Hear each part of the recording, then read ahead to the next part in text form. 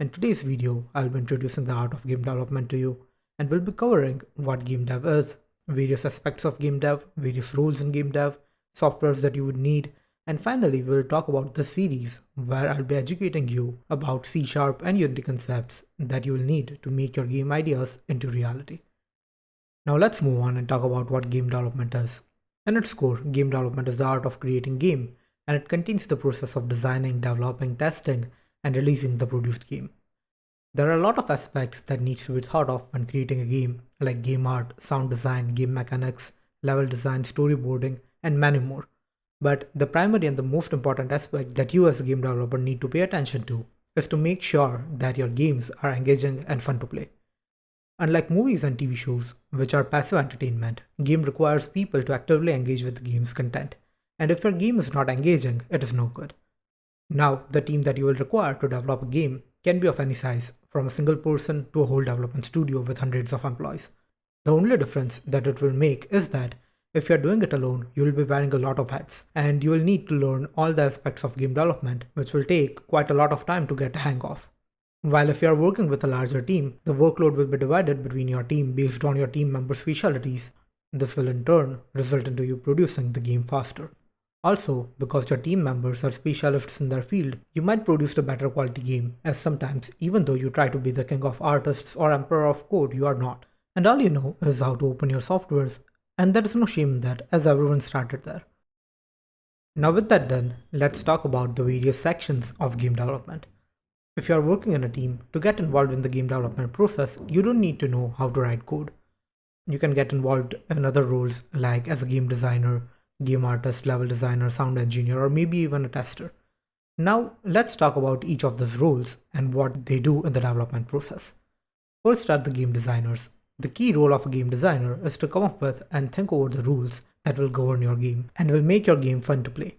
You can consider them as dreamers who come up with crazy ideas and then think about whether this idea is workable or not. If an idea is workable, then they will convey this idea to the rest of the team. It is the designer who will decide what the player can and cannot do, how the game's AI will work, think about how to progressively increase the level difficulties of your game, and all in all, just what sort of experience the player will get when playing your game. Next are the game artists. Game artists are a team member who will work out the visuals of the overall game. They will come up with preliminary designs for characters, environments, and other assets based on your game's intended message, art style, and genre. Then, from those sketches and concepts, which can be considered as prototypes for the final design, they will create the final production level 2D or 3D content. If you are working in a studio, usually all the artists work under the direction of a lead artist. This is the most experienced specialist who is responsible for working out a specific artistic vision of your project. Artists might also create artwork for your game's packaging, promotional materials, and websites. And finally, artist is actually a really broad term in game dev, which covers a lot of disciplines like modeling, animation, rigging, texturing, concept artists, and whatnot. So, if you are working in game studio as an artist, you might only be actively working on one of these aspects of game art. Now next are the programmers. Programmers are people who will bring the game design concepts of game designer and 2D and 3D art developed by the art team together with the logical glue and create the world that the development team as a whole envisioned. Now just like game artists, programmers is a really broad term as there are a whole lot of things that programmers do, like writing code for physics, AI, graphics, sound, gameplay, UI, input processing, network communication, and whatnot. So, if you are working in a game studio, based on how big that studio is, you'll be working on any one or couple of these sections. Or if you are part of an indie team, then you might be the only programmer and might be in charge of coding everything. As a programmer, you might also be constantly working with game designers and level designers and creating development tools to increase their productivity. Next are the level designers who will be designing and creating levels and obstacles for your player, using the concepts and the rules that the game design team has come up with. A good level designer needs to see the game from the perspective of the player and understand the flow of the game. They need to understand where to give a lull to the player and where to add high intensity sequences so that the player is constantly engaged with the game. After that, we have the sound engineers and Foley artists who would be responsible for everything related to sound in your game. I don't know much about this area, so my apologies. But what I can tell you is that if your game does not have good background and environment sounds to create the ambience, you are doing something wrong. Try watching a cooking video with only a voiceover and without any environment sounds of your utensils and worktop interacting with each other. You will see how annoying it is. You can try creating a huge pasture in your game with 4K textures on everything, looking extremely beautiful. Your animals and birds can be seen grazing and flying in the sky, but no environment sounds at all. No sound of the morning breeze or the birds flapping their wings, no sound of the sheep eating grass or the sound of the player's footsteps. None of that. I think you get my point. Sound is important, don't mess that up. We as humans need feedback sounds, and if they are not there, most of the people playing your game will feel that something is wrong. Sound engineers and Foley artists on your team will make sure that this side of your development is taken care of. Next are the testers, who, as the name suggests, will test your game to check not only for bugs in your game, but also to make sure that the overall quality of the game is up to the par. They will check from the end user perspective what the flow of the game feels like, check if all the functionalities are working as intended, check if your graphic quality is up to the par, and will also try to do crazy things to break your game. It takes very skillful people to find bugs and issues, and they should have a very good understanding of your game and its concepts to do their job correctly. Now let's talk about the softwares that you would need as a solo developer who is going to do all the development on his own. But before doing that, you need to know what sort of game you want to make. So the first step is your game idea that you have spent some time thinking about and have a vague idea about what you want to make. This step is not about specifics, just a rough picture of what your game might be like, whether it is a 2D game or 3D game, or whether it is a racing, sports, or an RPG game.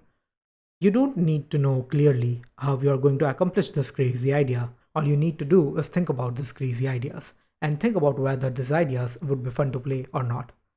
Now with that, you have created a super rough draft in your head. So let's move forward to the second step, which is prototyping your idea. To do this, you would need two pieces of software, which are a game engine and a code editor.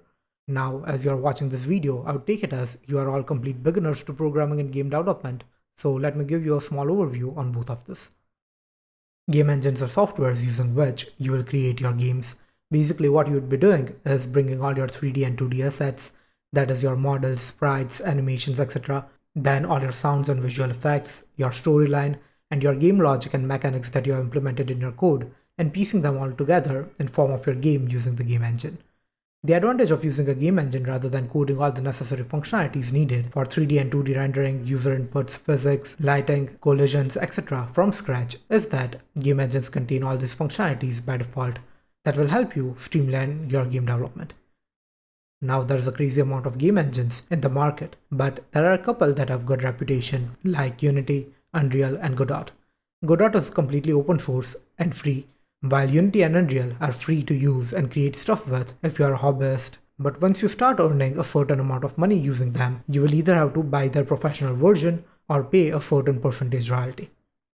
As all of them are free to use and none of the important functionalities needed to develop a game is behind a paywall, you can take a look at all of them and make your choice on which game engine you would like to use, as this is really user preference and will depend on what sort of game you are trying to make.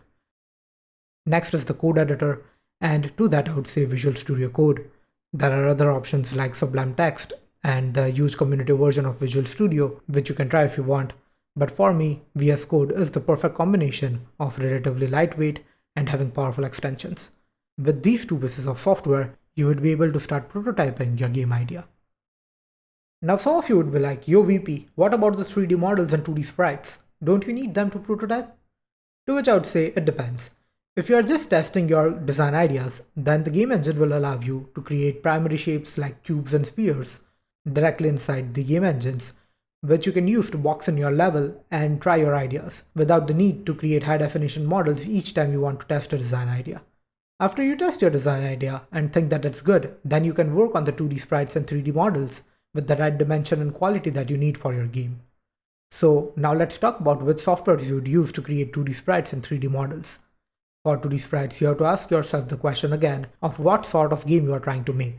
If you are trying to make high definition stuff, then use softwares like Photoshop, Sketchbook, GIMP, Krita, etc. to make your 2D art. While if you are trying to make pixel art, then use something like Aseprite or Pixel Edit. You can make pixel art using the high definition softwares like Photoshop too, but Aseprite and Pixel Edit are especially made for pixel art with that use case in mind.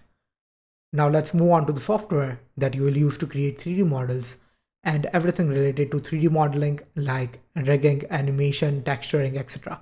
So like game engines, there are a lot of these softwares, but from that there are a couple that have great reputation and are used on a wide scale by people like Blender, Maya, Cinema 4D, ZBrush, and the Substance Suite, which contains Substance Painter, Substance Designer, and those softwares. I'll not be going into detail about these softwares, as otherwise this video would be an hour long. Each of the softwares either specialize in a particular section of 3D art development or can be used throughout the whole development cycle. So you can do research on these softwares yourself and choose which softwares you would like to use. Now moving forward, you have the sound and the music section. If you're making your own sound for the game, you will need a DAW, that is a digital audio workstation like Ableton Live, Logic Pro X, FL Studio, Cubase, Boss Casio, etc. This is something, as I said before, I have only dabbled with.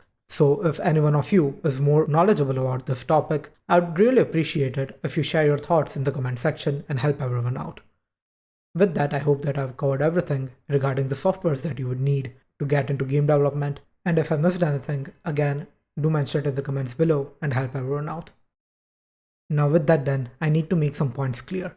In opposition to all the marketing that gaming companies do, not all gamers are the same. So you need to know which demographic you are targeting, and based on that demographic, you will understand what sort of content you should cater to them. Now this might seem a bit offensive to some of you, but not everything that you will make will be a great product. No one is perfect, and it takes a lot of work to make a quality product. Another point I want to emphasize is that there is a lot of misconceptions around the topic that you need to be a great player to make a game, which is of course not true. You do need to like games, but it does not have to be esport titles. It can be whatever genre that you are excited by. Other than that, the only thing that you need is the drive and dedication to make something great. With that, I've rambled on long enough on this topic. Now let's move forward and talk about the series. You don't need to know how to code to follow along the series. We'll be going through all the C# fundamentals that you need to know to start coding, and as we move forward, I'll be slowly introducing the Unity game engine to you, so that you would have gotten used to seeing Unity by the time you have understood all the C# fundamentals. After that, I'll start talking about Unity concepts that you need to know before you start working on your own projects. For now, the upload cycle will be one video per week, which I'll revisit if I can make these videos faster based on the other workloads that I have. Well folks, I hope that this information will be helpful to you.